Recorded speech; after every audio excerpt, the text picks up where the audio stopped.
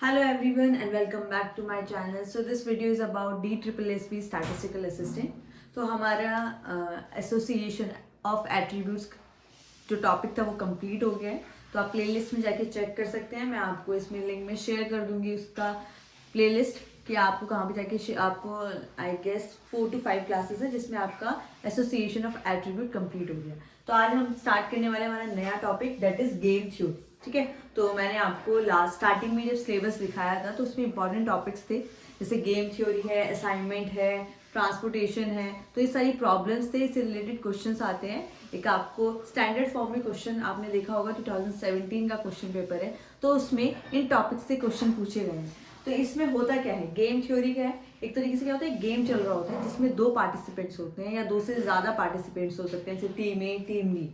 ठीक है, तो उनके बीच में देखा जाता है कि कौन सी टीममेट्स या फिर कौन कौन जो पार्टिसिपेंट्स हैं क्या क्या स्ट्रैटेजीज फॉलो करते हैं और उसमें फाइंड आउट करते हैं कि सबसे ज़्यादा ऑप्टिमम स्ट्रैटेजी कौन सी रहेगी किसी गेम के लिए.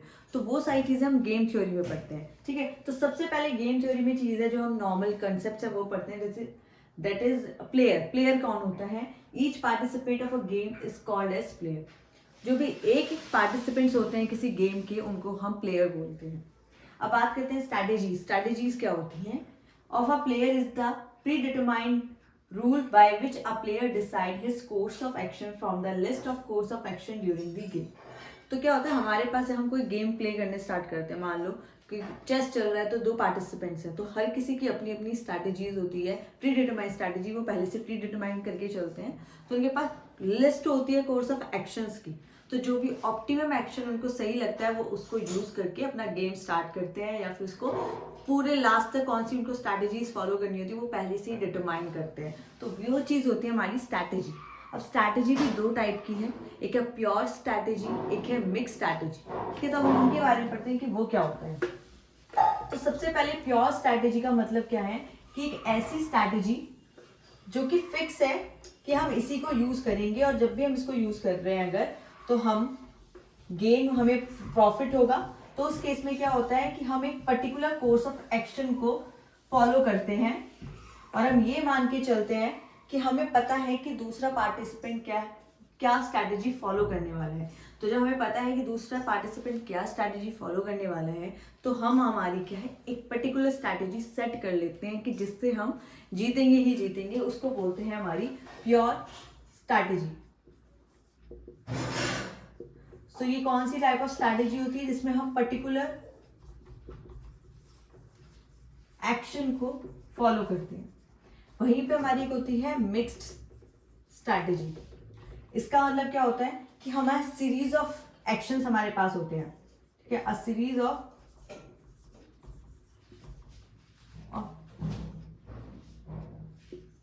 फॉलो. क्योंकि इस केस में क्या है हम यूज करते हैं प्रोबेबिलिटी डिस्ट्रीब्यूशन का. हमें नहीं पता कि सामने वाला जो पार्टिसिपेंट है वो कौन सी स्ट्रैटेजी को फॉलो कर रहा है. तो मतलब अगर मान लो उसने ए स्ट्रैटेजी करी तो हम बी स्ट्रैटेजी करेंगे, उसने बी स्ट्रैटेजी करी तो हम सी करेंगे. ऐसे क्या होता है हम प्रोबेबिलिटी बना के रखते हैं कि अगर उसने ये किया तो हम ये करेंगे, उसने ये किया तो हम ये वाली स्टेप लेंगे. तो इसमें क्या होता है मिक्स्ड स्ट्रैटेजीज के लिए बोलते हैं क्योंकि इसमें आपके पास बहुत सारी लिस्ट होती है एक्शंस पार्टिसिपेंट को फॉलो करने के लिए. मगर प्योर स्ट्रैटेजी में क्या है हमें पता है कि वो यही चीज करेगा, एग्जैक्ट यही चीज करने वाला है, तो हम एक पर्टिकुलर एक्शन को ही सेट करके चलते हैं कि हम सिर्फ यही करेंगे और हम गेम जीत जाएंगे. तो ये प्योर और मिक्स स्ट्रैटेजी होता है. अब नेक्स्ट है आपका ऑप्टिमल स्ट्रैटेजी. तो ऑप्टिमल पॉइंट आपको पता है ऐसा पॉइंट ना जा तो आपको गेन है ना ही लॉस है. वो ना तो किसी को गेन हो रहा है उस पॉइंट पे ना ही किसी को लॉस हो रहा है, तो उसको हम बोलते हैं ऑप्टिमल स्ट्रैटेजी. एक ऐसा पॉइंट जिस पे आपको मैक्सिमम प्रॉफिट होगा. ठीक है, क्योंकि अगर कोई पार्टिसिपेट होगा उसके लिए ऑप्टिमम पॉइंट कौन सा होगा. तो जैसे हम कभी कभार डिमांड का और सप्लाई का पढ़ते हैं तो उसमें इक्विलिब्रियम पॉइंट फाइंड करते हैं जहाँ पे वो मैक्सिमम प्रॉफिट अटेन कर पाएगा या मैक्सिमम प्राइस किसी प्रोडक्ट का अगर हमें सेट करना है. ऐसे ही गेम में क्या होता है, गेम थ्योरी में हर एक पार्टिसिपेंट को अपना एक ऑप्टिमम पॉइंट फाइंड आउट करना होता है जिसपे उसको मैक्सिमम प्रॉफिट हो रहा होगा और मिनिमम लॉस हो रहा होगा. उसको बोलते हैं उस स्ट्रैटेजीज को हम ऑप्टिमम स्ट्रैटेजी बोलते हैं जिसमें वो उसको एक ऐसी सिचुएशन में लेके आता है जिसमें उसको मैक्सिमम प्रॉफिट होगा एंड मिनिमम लॉस होगा। अगर कोई पार्टिसिपेंट जीत गया तो उसको तो प्रॉफिट हो गया, ठीक है, और अगर वहीं पे कोई दूसरा पार्टिसिपेंट है जो हार रहा है तो उसका कोई पॉइंट जा रहा होगा। मान लो हमें कोई सिचुएशन ली जिसमें हमने एक बेट लगाई कि अगर आप जीते तो आपको 1000 रुपये मिलेंगे और अगर आप हारे तो आपको 1000 रुपये देने पड़ेंगे। तो इसमें क्या होता है, या तो तुम्हें गेन होगा या तुम्हें लॉस होगा, तो दोनों सिचुएशन होगी। तो इसलिए ऐसे ही होता है कि मैक्सिमम प्रॉफिट हो और मिनिमम लॉस हो, कि आपको मिनिमम से मिनिमम लॉस हो, ये हमारी ऑप्टिमम स्ट्रैटेजी होती है, ठीक है। अब एक वर्ड आता है आपका, आपकी मैट्रिक्स यहाँ पे बनेगी, यहाँ पे आपको मैट्रिक्स बनानी पड़ती है, ठीक है। तो आपका पे ऑफ का मतलब क्या है, किसी भी गेम का क्या आउटकम आएगा उसको पे ऑफ बोलते हैं। जब उन पे ऑफ, उन आइटम्स को, उन आउटकम्स को आप मैट्रिक्स पे बनाते हैं तो वो आपका क्या हो जाता है, पे ऑफ मैट्रिक्स। और पे ऑफ मैट्रिक्स की फॉर्म में हम क्या करते हैं, उसके थ्रू हम बताएंगे कि हमारा ऑप्टिमम पॉइंट कौन सा है, ठीक है, कौन से पार्टिसिपेंट की कौन सी स्ट्रैटेजी बेस्ट है। ए और बी, अगर हमने 2 पार्टिसिपेंट लिए हैं या फिर हम टीम ए टीम बी ले सकते हैं, तो उनकी कौन सी ऑप्टिमम स्ट्रैटेजी होगी, हम क्वेश्चन के फॉर्म में मैट्रिक्स से फाइंड आउट करते हैं कौन सा। अब हम सबसे इसमें ना क्या, गेम थ्योरी में बहुत सारे मैथड्स हैं और आज हम करेंगे हमारा स्टैडल पॉइंट, ठीक है। तो स्टैडल पॉइंट में क्या होता है, मैट्रिक्स से वो स्टैडल पॉइंट फाइंड आउट करने की कोशिश करते हैं, उसके साथ हम स्ट्रैटेजीज बताते हैं ए और बी की क्या होंगी। तो ये सारी चीज़ हम एक प्रैक्टिकल क्वेश्चन से स्टार्ट करेंगे। पहले मैं आपको बताती हूँ कि फॉर्मूला क्या है। सो नेक्स्ट हम बनाएंगे हमारी पे ऑफ मैट्रिक्स। तो पे ऑफ मैट्रिक्स क्या होता है, पे ऑफ का मतलब है कि किसी पार्टिसिपेंट को कितना गेन हो रहा है, कितना लॉस हो रहा है। जब हम उसको मैट्रिक्स की फॉर्म में डिस्प्ले करते हैं तो उसको हम पे ऑफ मैट्रिक्स बोलते हैं। मान लो आपके 2 पार्टिसिपेंट्स हैं किसी गेम के लिए, एक पार्टिसिपेंट ए है और एक पार्टिसिपेंट आपका बी है। तो आपको मैट्रिक्स बनानी है इनकी। तो हम क्या करते हैं, हमें जिसकी मैट्रिक्स जिसके थ्रू बनाना है, मतलब जिसको पहले लेके चलना है, उसको हम हमारा इस एक्सिस पे यहाँ पे लिखते हैं, ये हमारा पार्टिसिपेंट ए आ गया,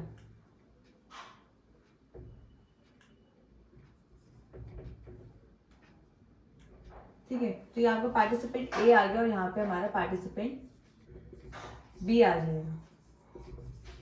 तो यहाँ पे क्या होता है, इनकी स्ट्रैटेजीज लिखी होती है, मतलब इसने पहले 1 स्ट्रैटेजी, सेकेंड, 4, थर्ड, ये n number of times strategies हमारे पास बहुत सारी होती है किसी चीज को करने के लिए। ऐसे ही पार्टिसिपेंट बी की भी यहाँ पे स्ट्रैटेजीज लिखी हुई हैं m टाइम्स तक, ठीक है।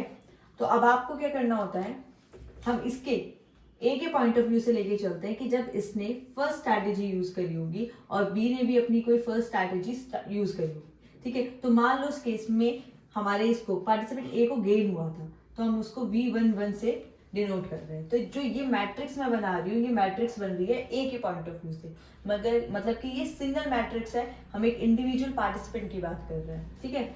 और अगर मान लो इसने पार्टिसिपेंट ए ने 1 स्ट्रैटेजी ही यूज करी थी और पार्टिसिपेंट बी ने अपनी सेकंड करी थी, तो वो 1, 2, ऐसे ही 1, 3, ये इसका यहाँ तक 1 और उसका m तक। मान लो पार्टिसिपेंट ए ने अपना सेकंड स्ट्रैटेजी यूज करी और बी ने फर्स्ट करी, तो 2, 1, ऐसे ही अगर दोनों ने अपनी सेकंड स्ट्रैटेजी यूज करी 2, 2, इसने अपनी सेकंड स्ट्रैटेजी और थर्ड, तो इस तरीके से इनकी स्ट्रैटेजीज बनती है, ठीक है। तो ये तो हो गया हमारा सिंगल पार्टिसिपेंट की matrix that is equal to A. अब मैं इसी के मिलती जुलती अगर मैं बी को लेकर चलूं, तो बी को लेकर चलेंगे तो क्या होगा, हमारा यहाँ पार्टिसिपेंट और यहाँ पर भी हमारा पार्टिसिपेंट। तो जब इसको गेन हुआ था तो हमारे बी को क्या हुआ होगा, यहाँ पे बी है, यहाँ ए है, तो उस टाइम पे जब इसको गेन हुआ है फर्स्ट स्ट्रैटेजी को यूज करने से, तो इसको लॉस हुआ होगा तो हम उसको -V1, ठीक है। जब यहाँ इसको गेन हुआ है, इसको भी लॉस हुआ होगा तो V12। तो इस तरीके से हम एक अगर हमारी बन गई है तो दूसरी हमारी बन सकती है। जिस केस पे इसको लॉस हो रहा होगा कहीं पर, जैसे V32 पे, तो वहां पर इसकी क्या होगी, वो पॉजिटिव में होगी, ठीक है। तो ये तो होता है इंडिविजुअली जब हम दोनों की मैट्रिक्स बनाते हैं, मगर क्या होता है हम कई बार इनको जॉइंटली भी बना सकते हैं एक साथ। तो वो हम क्वेश्चन की फॉर्म में देखेंगे कि वो कैसे हम एक ही मैट्रिक्स पे दोनों को एक्सप्लेन करते हैं। मैं आपको एक एग्जांपल लेके चलती हूँ। मान लो एक कॉइन को हमने टॉस किया, ठीक है, तो उसके क्या होते हैं दो आउटकम्स। इन्होंने कहा कि पार्टिसिपेंट ए और बी है, जिसमें आपने एक 2 कॉइन्स को टॉस किया है। तो अगर हेड हेड आया या टेल टेल आया तो क्या होगा, हमारा पार्टिसिपेंट ए क्या है, जीत जाएगा, उसको पॉइंट मिलेगा, ये उसके लिए गेम है। तो इसका इनवर्स हम इसके जो बाकी बचे हुए आउटकम्स होंगे वो पार्टिसिपेंट बी के फेवर में होंगे। दैट इज अगर हेड टेल आ गया या टेल हेड आ गया, ये केस में कौन जीतेगा, पार्टिसिपेंट बी, ठीक है। इसमें हम इसको गेन देंगे। तो यहाँ इनकी गेन्स की बात हो रही है, इसको गेन हुआ, इसको गेन हुआ, उस केस का निकाल। अब हम मैट्रिक्स बनाते हैं। तो आपको पता है यहाँ पर आप अपना हम एक के पॉइंट ऑफ व्यू से लेके चलेंगे। यहाँ पर हमारा आ गया पार्टिसिपेंट ए और ये हमारा पार्टिसिपेंट बी। हम एक कॉइन को लेके चल रहे हैं कॉइन के फॉर्म में, मतलब मान लो हेड है, इसका हेड, टेल टेल, ठीक है। और जब हेड हेड आया तो इसका मतलब हमारा ए पार्टिसिपेंट को गेन हुआ होगा, +1, ठीक है। और जब हमारा हेड और टेल आया, अब हम लेके किसके अकॉर्डिंग चल रहे हैं, ए की फॉर्म में। ए का लेंगे, हमें बी का नहीं देखना। तो जब हेड और टेल आया होगा तो इसको कोई प्रॉफिट नहीं हुआ होगा, तो इसका क्या हुआ होगा, लॉस। तो इसको हम -1 से लिखेंगे। ऐसे ही जब टेल हेड आया, ए को गेन कब मिल रहा है, जब हेड हेड या टेल टेल आया, तो ये भी वो सिचुएशन नहीं है, तो इसका -1, ठीक है। और जब आपका टेल टेल आया, उस केस में क्या होगा, इसके दोनों क्या है, गेन वाले हैं, तो ये +1।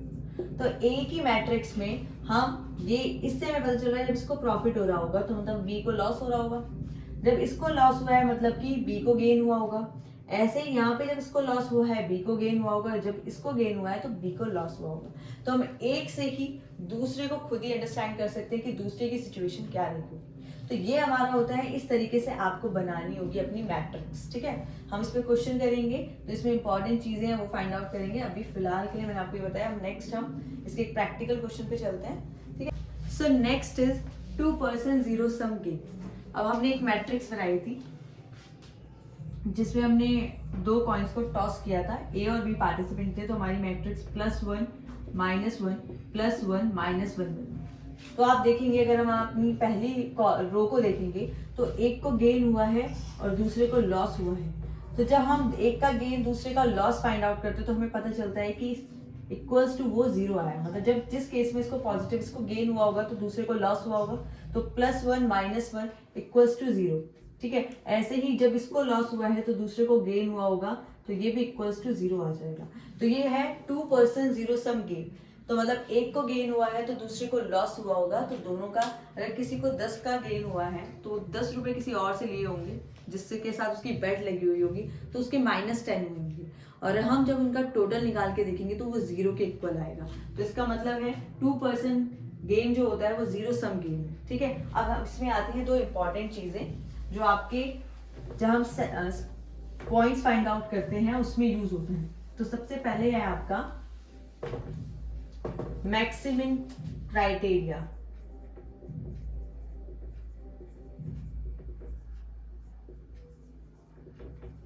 इसमें क्या होता है, आपको वैल्यू फाइंड आउट करनी होती है, मैक्सिमम वैल्यू। इसी की तरह हमें हमारी मिनिमैक्स वैल्यू फाइंड आउट करनी होती है। तो पहले मैं आपको मैक्सिमम वैल्यू कैसे फाइंड आउट होती है वो सिखाती हूँ। मान लो आपके पास एक मैट्रिक्स है 1 2, ठीक है। ये आपके पास एक मैट्रिक्स है। तो मैक्सिमम निकालने के लिए सबसे पहले आपको रो वाइज चेक करना पड़ता है। आपको रो वाइज ये देखना पड़ता है कि सबसे, अब पीछे से पढ़ते हैं, जैसे मैक्सिमिन है, आपको रो चेक करनी है, ये आपकी रोज है, ठीक है। आप रोज चेक करेंगे, रोज में आप पीछे से पढ़ेंगे हम, क्या है, मिनिमम। तो आप रो वाइज मिनिमम वैल्यू को देखेंगे। सबसे मिनिमम वैल्यू कौन सी है हर एक रो में। तो इसमें मिनिमम वैल्यू आपकी है 1, वो हम राइट डाउन कर लेंगे। -1 और 2, तो ये आपका क्या है -1, 5 एंड 3 3। उसके बाद हम इन तीनों में से जो आपके पास आए हैं इसमें हम मैक्सिमम वैल्यू देखेंगे कि आपकी मैक्सिमम वैल्यू कौन सी है। इसमें मैक्सिमम आपका 3 है, तो इसका मतलब आपका मैक्सिमम क्या आ गया इस केस में इक्वल्स टू 3। क्लियर है? आपको क्या करना है मैं आपको दोबारा बताती हूँ। मैक्सिमम है, आप पीछे से पढ़ेंगे और रो वाइज चेक करेंगे। हर एक रो में मिनिमम वैल्यू फाइंड आउट करेंगे। सबसे छोटी 1 और 2 में 1 है, -1 और 2 में -1 है, 5 एंड 3 में 3। मान लो एक सिचुएशन एक और 1 2 1, -1 -5 1 2 3 5। ठीक है, अब देखो आप रो वाइज चेक करेंगे। रो वाइज आपको मिनिमम वैल्यू देखना है। आपने देखा 1 भी है 1 भी है, तो आपको कोई दिक्कत नहीं है, आप सेम है, आप एक ही वैल्यू ले लो, इसको सेलेक्ट कर लो। ठीक है, कोई प्रॉब्लम नहीं होगा, आपने 1 ले लिया। इस वाले में आपकी मिनिमम वैल्यू, आपकी मिनिमम क्या होता है -5, ये मिनिमम वैल्यू है। ठीक है, क्योंकि पॉजिटिव साइड में तो बढ़ता है मगर नेगेटिव साइड में छोटी होती चली जाती है। और यहाँ पर आपका है 2। अब आपको इसमें क्या देखना है मैक्सिमम वैल्यू। मैक्सिमम वैल्यू आपकी क्या आ गई 2, तो ये आपकी मैक्सिमम वैल्यू फाइंड आउट हुई। अब एक इसके जैसा होता है हमारा एक मिनी मैक्स। ये तो मैक्सिमम है, एक हमारा मिनी मैक्स है जो कि हमें फॉर्मूले में यूज होना। अब हम वो फाइंड आउट करेंगे।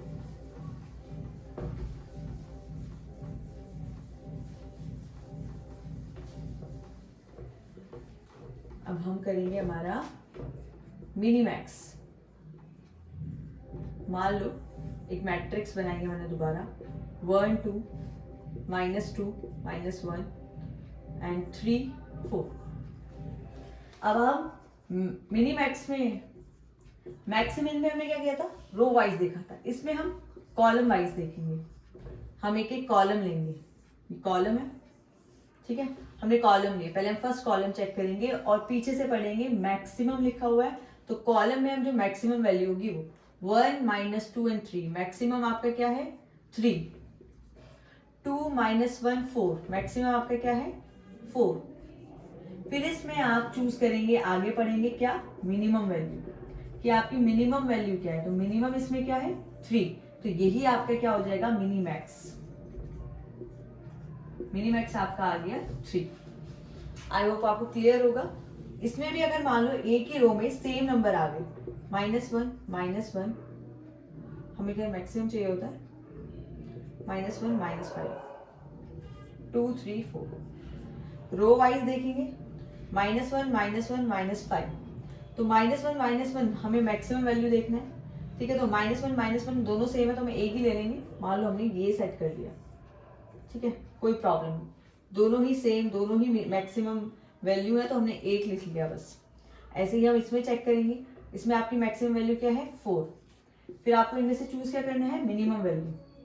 आप आगे पढ़ेंगे तो मैक्सिमम वैल्यू के बाद आपको मिनिमम वैल्यू चूज करनी है, तो आपका मिनी मैक्स क्या हो जाएगा दैट इज -1। ठीक है, अब हमने ये मैक्सिमम वैल्यू और ये मिनी मैक्स और मैक्सिमम क्यों निकाला, क्योंकि हमें हमारा सैडल पॉइंट निकालना होता है। एक सैडल पॉइंट होता है जिससे हम बताते हैं कि हमारा ऑप्टिमम सोल्यूशन क्या होगा, हमारी ऑप्टिमम स्ट्रैटेजी क्या होगी जो पार्टिसिपेंट यूज करेंगे, और हमारा सैडल पॉइंट क्या होगा वो फाइंड आउट करते हैं। तो सैडल पॉइंट कैसे निकलता है मैं आपको वो बताती हूँ।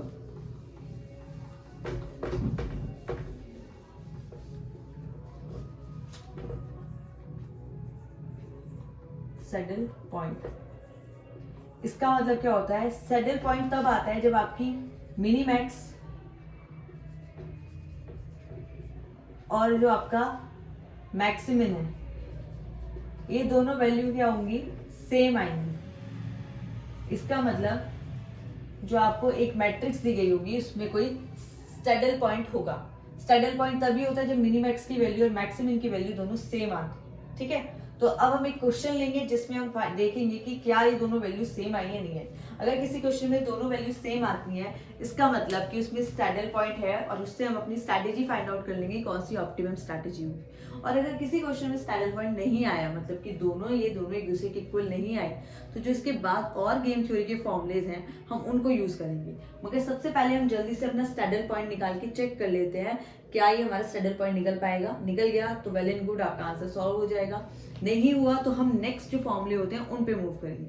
सो अब हम एक प्रैक्टिकल क्वेश्चन लेते हैं जिसमें हम सैडल पॉइंट फाइंड आउट करेंगे। So this is the practical question जिसमें आपको सोल्यूशन फाइंड आउट करना है इस गेम थ्योरी का using find out the solution of this game theory using saddle point. तो आपको सैडल पॉइंट फॉर्मूला यूज करके इसमें आपको सोल्यूशन बताना है इस गेम थ्योरी का। तो मैंने बताया था सैडल पॉइंट क्या होता है, जिसमें आपकी मैक्सिमम और मिनी मैक्स वैल्यू इक्वल आ जाए, तो उसका मतलब उस गेम थ्योरी में आपका सैडल पॉइंट होगा। वहां से आपको value of the game find out होगी, ठीक है। उसके बाद आप स्ट्रैटेजीज बता सकते हैं कि क्या ऑप्टिमम स्ट्रैटेजी है जो पार्टिसिपेंट ए और बी यूज कर रहे हैं। तो यहाँ आपको player A and be given है। यहाँ पे आपको प्लेयर ए की स्ट्रैटेजीज गिवन है, that is A1, A2, A3 and A4। और यहाँ पे आपको प्लेयर बी की स्ट्रैटेजीज गिवन है, that is B1, B2, B3 and B4। तो ये आपको एक उनका डेटा गिवन है, ठीक है। तो सबसे पहले जब हमें मैक्सिमम और मिनीमैक्स वैल्यू फाइंड आउट करनी है तो हम एक मैट्रिक्स बनाएंगे। ये हमने मैट्रिक्स ली। यहाँ पे आपका है 20, 15, 12, 35, 25, 14, 8 and 10. Next is 42, 10, 5. Then -5, 4, 11 and 0. तो सबसे पहले हम निकालेंगे हमारा मैक्सिमम। मैक्सिमम के लिए क्या था, आपको रोज चेक करनी है। तो आप रो देखेंगे, रो में आपको देखना है क्या है, मिनिमम वैल्यू। तो हम जब हम मैक्सिमम के लिए बना रहे होंगे, जिस वैल्यू को हम सेलेक्ट कर रहे हैं उसमें हम सर्कल बनाएंगे, और मिनी मैक्स के लिए हम स्क्वायर बनाएंगे। तो मैक्सिमम रो में देखो सबसे मिनिमम वैल्यू कौन सी है, इसमें मिनिमम है आपकी 12, इसको हम लिख लेंगे। नेक्स्ट हम रो देखेंगे, इसमें आपकी मिनिमम वैल्यू है 8। देन हम इस रो में देखेंगे, इसमें आपका है 2। नेक्स्ट है आपका -5, ठीक है। उसके बाद आपको इसमें चेक करना होता है मैक्सिमम वैल्यू। इसमें आपका मैक्सिमम वैल्यू क्या है, 12। तो आपका मैक्सिमम क्या निकल के आ जाएगा, दैट इज 12, ठीक है। नेक्स्ट हम निकालेंगे हमारा मिनी मैक्स। वो हम कैसे निकालते हैं, उसके लिए हम देखते हैं कॉलम्स। तो ये 4 कॉलम्स हम चेक करेंगे और हमें देखनी कौन सी होती है, मैक्सिमम वैल्यू। उसको हम स्क्वायर से रिप्रेजेंट करेंगे। तो इसमें आपका मैक्सिमम वैल्यू क्या है, 40। नेक्स्ट आपका मैक्सिमम वैल्यू है 15। देन आपका मैक्सिमम वैल्यू है 12। इसके बाद इसमें आपका मैक्सिमम वैल्यू है 35। नेक्स्ट स्टेप आपको क्या करना है, आपने मैक्सिमम वैल्यू देख लिया, अब आपको इसमें से मिनिमम वैल्यू को सेलेक्ट करना है। तो इसमें आपकी मिनिमम वैल्यू क्या आ जाएगी, 12। तो ये आपका आ जाएगा मिनी मैक्स। तो आप देख सकते हैं कि आपका mini max equals to maximum आ गया है। और मैंने आपको बोला था कि आप स्क्वायर और सर्कल यूज करेंगे मैक्सिमम के लिए और स्क्वायर यूज करेंगे मिनी मैक्स के लिए। तो जो आपका सैडल पॉइंट होगा, वो वैल्यू होगी जो आपका सोल्यूशन ऑफ गेम होगा, उस पर दोनों चीजें आ रही हैं। देखो इस पर सर्कल भी है और इस पर स्क्वायर भी है। बिना इसको सेलेक्ट करे भी आपको आपका आंसर इससे मिल गया है। तो आपका इसमें, इसका मतलब इसमें सैडल पॉइंट है, ठीक है। तो इस डेटा में, इस मैट्रिक्स में आपको सैडल पॉइंट मिल सकता है। और इसमें आपका वैल्यू ऑफ गेम क्या होगी, वैल्यू ऑफ गेम आप इसमें क्या होगी, जो आपका सैडल पॉइंट सेलेक्ट हुआ है, दैट इज 12, ठीक है। ये क्या थी, A1, A2, A3, A4, ये A की स्ट्रैटेजीज थी। और B1, B2, B3, B4 ये B की स्ट्रैटेजीज थी। अब बात करते हैं ऑप्टिमल स्ट्रैटेजी की, कि ऑप्टिमल स्ट्रैटेजी A और B की क्या रही होगी। तो जो आपका वैल्यू ऑफ गेम है, इस पे आपकी A की स्ट्रैटेजी क्या है, A1, और B की स्ट्रैटेजी इस पॉइंट पे क्या है, B3। तो ये दोनों की A1, B3 इनकी ऑप्टिमम स्ट्रैटेजी रही होगी। तो ये है आपका एक गेम थ्योरी का प्रैक्टिकल क्वेश्चन जिसमें आपको सोल्यूशन निकालना होता है गेम थ्योरी का। तो हमने निकाला, वो हमारा 12 आया। स्टैडल पॉइंट फॉर्मूला यूज करने के लिए क्या है, स्टैडल पॉइंट तभी हम यूज कर पाते हैं जब मिनी मैक्स और मैक्सिमम दोनों इक्वल आएगा, ठीक है। वही वैल्यू हमारा वैल्यू ऑफ गेम होगा। और ऑप्टिमल स्ट्रैटेजी की बात करेंगे तो जिस मैट्रिक्स जो सेलेक्ट हुआ है उसके करस्पॉन्ड जो भी मैट्रिक्स इनकी प्लेयर्स की स्ट्रैटेजीज होगी वही आपकी ऑप्टिमम स्ट्रैटेजी होगी। अब हम एक और क्वेश्चन करते हैं, क्योंकि कई बार क्या होता है इसमें तो आपका एक ही स्टैडल पॉइंट आया है, एक से ज्यादा भी स्टैडल पॉइंट आ सकते हैं, 2 पॉइंट्स भी आ सकते हैं, तो उस केस में स्ट्रैटेजीज भी ज्यादा हो सकती है। तो हम नेक्स्ट क्वेश्चन करते हैं जिसमें हमारे स्टैडल पॉइंट 2 आते हैं। So this is the last question of today's class, और मैं आपको इसमें बताऊंगी कुछ इंपॉर्टेंट टॉपिक्स जो पूछे जाते हैं।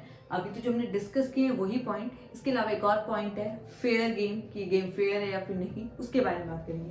तो सबसे पहले तो इसमें भी आपको सोल्यूशन फाइंड आउट करना है इस गेम थ्योरी का, और जिसमें आपको स्टैडल पॉइंट यूज करना है। तो स्टैडल पॉइंट यूज करने के लिए सबसे पहले आपको आपका मैक्सिमम पता होना चाहिए और आपका मिनी मैक्स पता होना चाहिए, ठीक है। तो आपको मैक्सिमम निकालना है, तो आप रो वाइज चेक करेंगे, ठीक है। रो वाइज चेक करते हैं, आपको मैं ओवरव्यू की तरह इस क्वेश्चन को कराती हूँ। रो वाइज चेक करते हैं, पीछे से चलते हैं, तो आप में रो में आपको मिनिमम वैल्यू देखनी होती है। तो रो में अगर हम देखेंगे और उसको हम रिप्रेजेंट करेंगे बाय सर्कल। अब देखो -2 14 -2 दोनों क्या है, सेम वैल्यूज है और दोनों ही मिनिमम वैल्यू है। तो हमने दोनों को सर्कल कर दिया है और लिखा सिर्फ एक ही है, दैट इज हमने -2 लिख लिया है, ठीक है, क्योंकि दोनों ही सेम है। तो एक लिख लो और सर्कल दोनों को किया है। नेक्स्ट रो देखेंगे -5 -6 -4, और इसमें आपकी मिनिमम वैल्यू क्या है, आपका -6, ठीक है, क्योंकि नेगेटिव में -6 छोटा होता है। -6 20 -8, इसमें आपकी मिनिमम वैल्यू क्या है, -8। उसके बाद हम नेक्स्ट अगर मैक्सिमम को पढ़ेंगे तो आपको फिर मैक्सिमम देखना होता है, तो अब इसमें आप मैक्सिमम वैल्यू चेक करेंगे। तो आपकी मैक्सिमम वैल्यू इसमें क्या है, -2 -6 -8, तो सबसे बड़ा आपका -2 होता है। तो इसका मतलब आपकी मैक्सिमम क्या आ गया, -2 आ गया, ठीक है। नेक्स्ट अब हम निकालेंगे हमारा मिनी मैक्स। मिनी मैक्स के लिए हम कॉलम वाइज चलते हैं। कॉलम वाइज चलते हुए हम पीछे से पढ़ेंगे, तो आपको सबसे पहले मैक्सिमम वैल्यू लिखनी है अपनी हर एक कॉलम की। तो आपका ये फर्स्ट कॉलम है, -2 -5 -6, और देखना क्या है, पीछे से पढ़ेंगे मैक्सिमम वैल्यू और उसको हम रिप्रेजेंट करेंगे उसको स्क्वायर में बनाकर। तो मैक्सिमम वैल्यू -2 -5 -6, तो आपकी मैक्सिमम वैल्यू क्या आ गई, -2, उसको हम नोट डाउन कर लेंगे। नेक्स्ट आपका 14 -6 20, तो इसमें आपकी मैक्सिमम वैल्यू क्या आ गई, आपका 20। नेक्स्ट हम देखेंगे -2 -4 -8, तो आपकी इसमें मैक्सिमम वैल्यू आ गई -2। नेक्स्ट हम इसमें आगे चलेंगे मैक्स में, मैक्सिमम के बाद हमें मिनिमम चेक करना है। तो इसमें मिनिमम वैल्यू आपकी क्या आएगी, देखो आप -2 20 -2, दोनों -2 -2 सेम ही है, दोनों ही आपका क्या है, मिनिमम है। तो ये आपकी क्या हो जाएगी, mini max value, that is -2। तो आप देख सकते हैं आपकी ये दोनों वैल्यू क्या है, सेम आई है, इक्वल आई है। इसका मतलब आपका इसमें स्टैडल पॉइंट है। और स्टैडल पॉइंट अगर हम अपना मैट्रिक्स देखेंगे तो जिसपे स्क्वायर और सर्कल दोनों होगा, तो इस पे भी स्क्वायर एंड सर्कल है, इस पे भी स्क्वायर एंड सर्कल है, दोनों -2 है। दैट मीन्स आपके इसमें कैसे पॉइंट है, 2 स्टैडल पॉइंट आए हैं आपके। और जो स्टैडल पॉइंट होता है वही आपका क्या है, वैल्यू ऑफ द गेम आया है। तो आपका वैल्यू ऑफ द गेम भी क्या होगा, -2 होगा। अब बात करते हैं ऑप्टिमल स्ट्रैटेजी की, कि क्या ऑप्टिमल स्ट्रैटेजी रही होगी ए की और बी की। तो आप ए की देखेंगे तो A1 वो तो एक ही रो में आ रहा है, तो इसकी तो A1 स्ट्रैटेजी ही यूज हुई है। मगर आप बी की देखेंगे तो उसकी B1 पे भी उसका स्टैडल पॉइंट आया है, value of game find out हो गया है, और आपका B3 पे भी। तो इसकी ऑप्टिमम वैल्यू स्ट्रैटेजीज 2 हैं, दैट इज B1 और B3, दोनों से सेम ही वैल्यू ऑफ गेम आ रहा है, ठीक है।